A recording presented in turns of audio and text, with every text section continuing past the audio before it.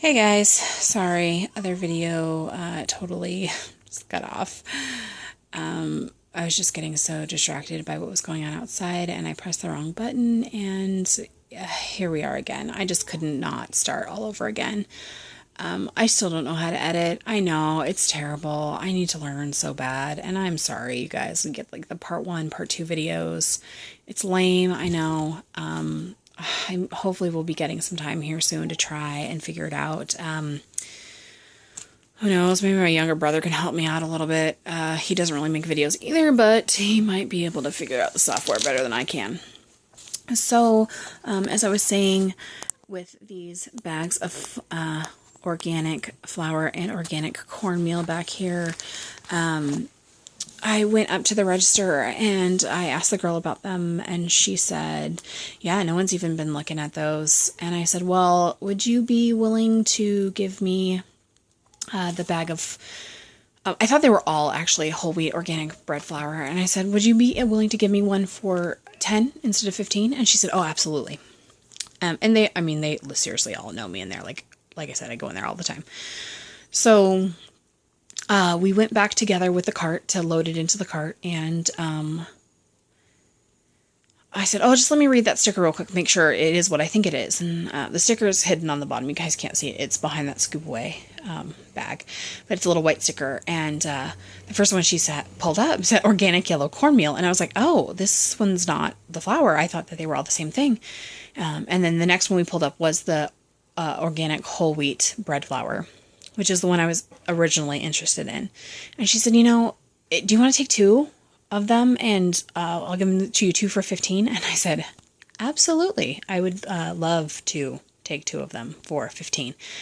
And so we looked at the other ones. One is baker's flour, I believe. I have no idea what that is, guys. So if you know, let me know. I wonder if it's like pastry flour, but I'm not 100% sure, but that's what she said. It said on it was baker's flour. And then she said the other one also said bread flour. I'm not sure if the other one is whole wheat or not. If both of those big bags are still there in a week or two, I may offer to take those off their hands at a discount as well. For now, I, yet again, restrained myself, and I got the organic whole wheat bread flour and the cornmeal. We love cornbread around here. My brother especially. I have a really good cornbread recipe. It's actually not my recipe. It's all recipes recipe. It's grandmother's buttermilk cornbread. If you want to look it up, it is amazing. It is a sweet cornbread. So, I'm sorry. I'm a Yankee. I from California and Washington and not from the South at all. But I know there's debate over sweet versus savory cornbread. And I am a sweet cornbread fan.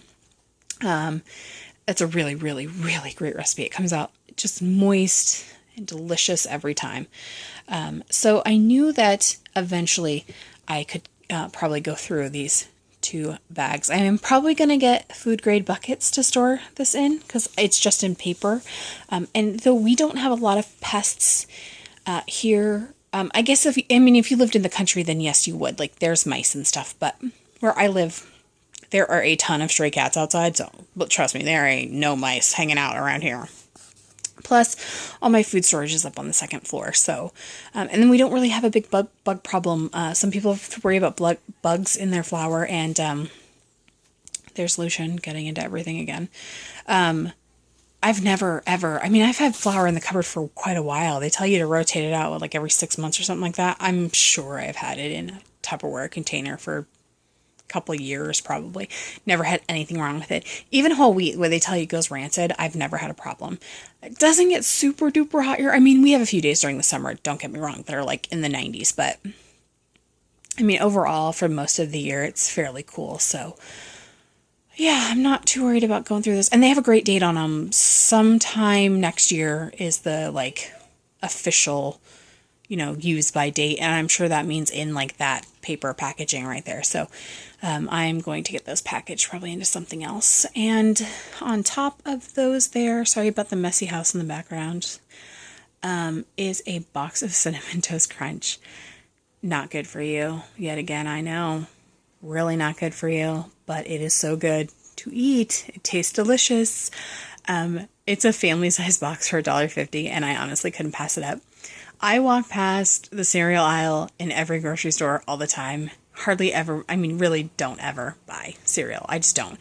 Every once in a while I get granola if it's a good brand and it's on sale, but usually never cereal. I have not had Cinnamon Toast Crunch in so long, and it sounded so good. So that will be a treat for me. That will be some kind of dessert for me. That will not be cereal in the morning for breakfast. But it was a big family-sized box for $1.50, and I just could not pass it up. It really is like my favorite cereal.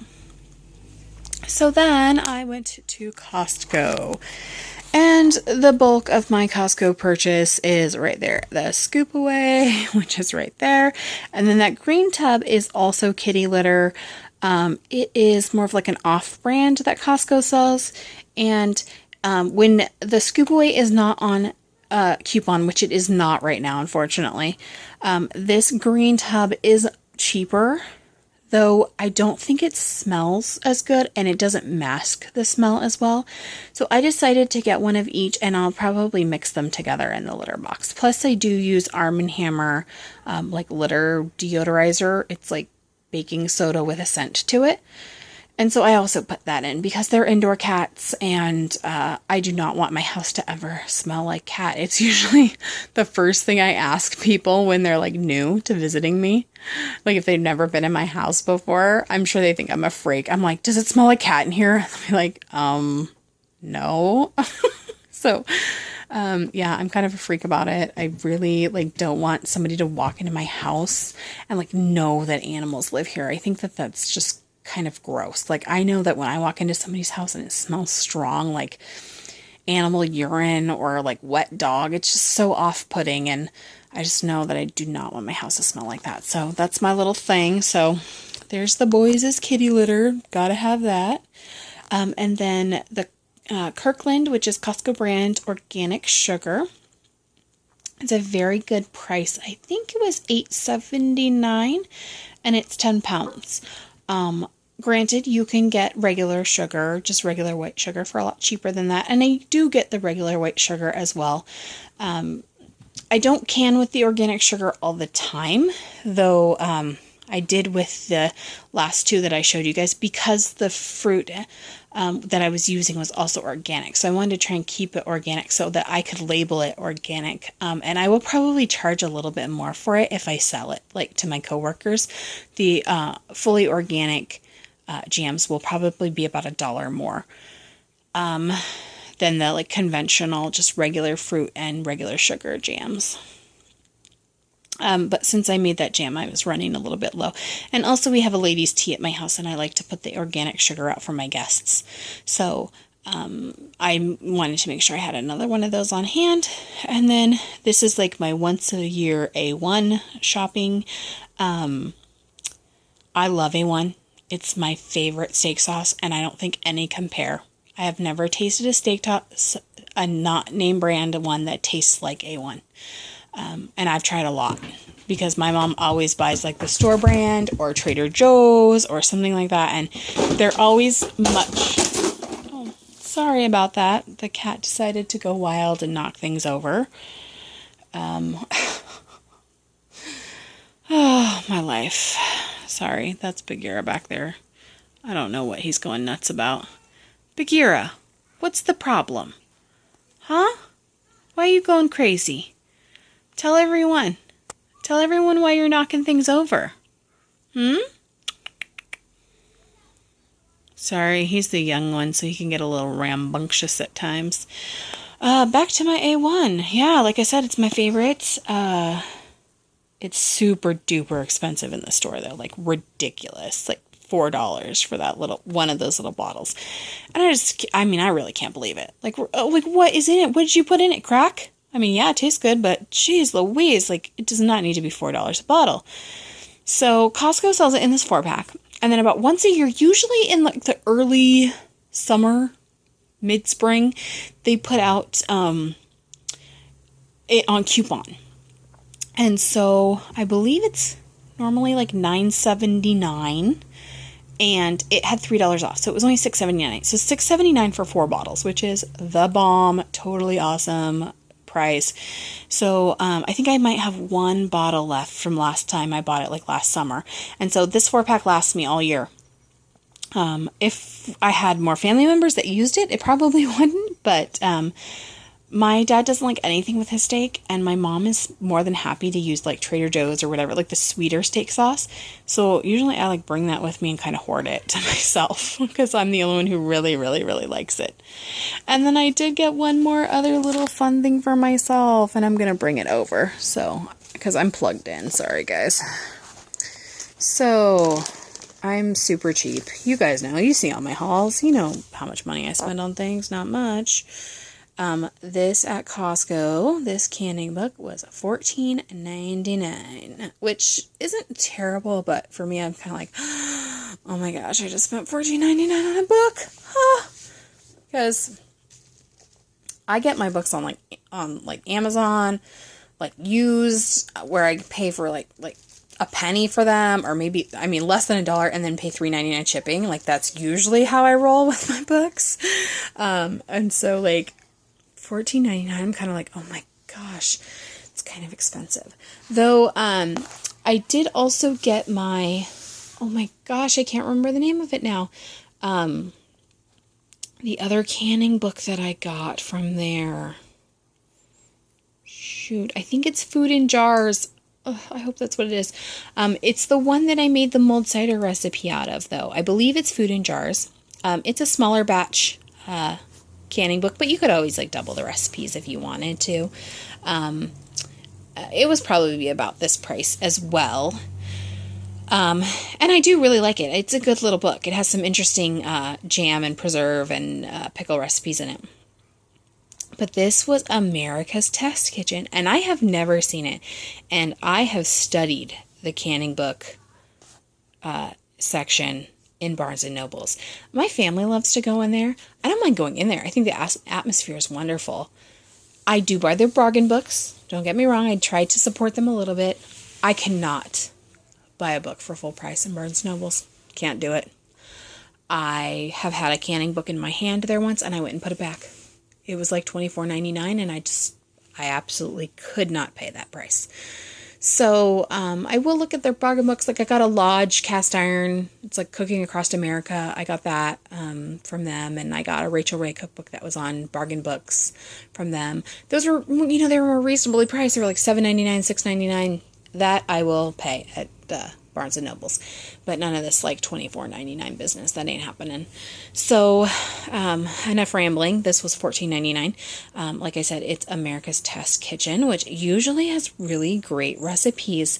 So it says, Foolproof Preserving, a guide to small batch jams, jellies, pickles, condiments, and more. And so I was pretty excited to get this. I'm going to go through it some more. I may do a recipe out of here for you guys next. I figured I'd go through it very gently to make sure that I wanted to keep it. I'm hoping that there's some different recipes in here. If the recipes in here are all the same as everything I already have, I may return this back to Costco. I'm really hoping not, because I'm kind of obsessed with canning books, and obviously, like, hello, my little canning towels and canning everything, canning jars. There's just, I have like the old blue ones all over my house. Like, I'm a little obsessed with canning. I won't deny it. So I will go through this. I may give you guys a review on this. And I kind of want to gather up all of my canning books and show them to you guys and do like a little review and tell you how I like them and which ones are my favorites and so on and so forth. I have the big ball canning book, and I honestly have no idea where it is. I have to find it. I don't think I lent it out to someone, but I honestly cannot find it anywhere. And it's so odd because like my first year canning, that I got it for Christmas, and that was like my Bible. Like, I clung to that thing. It's the bigger, thicker one. And since I've gotten a new, like, smaller ball book, and I have a handful of other canning books, but I gotta find that one so I can gather them all up and do a little canning book review with you guys.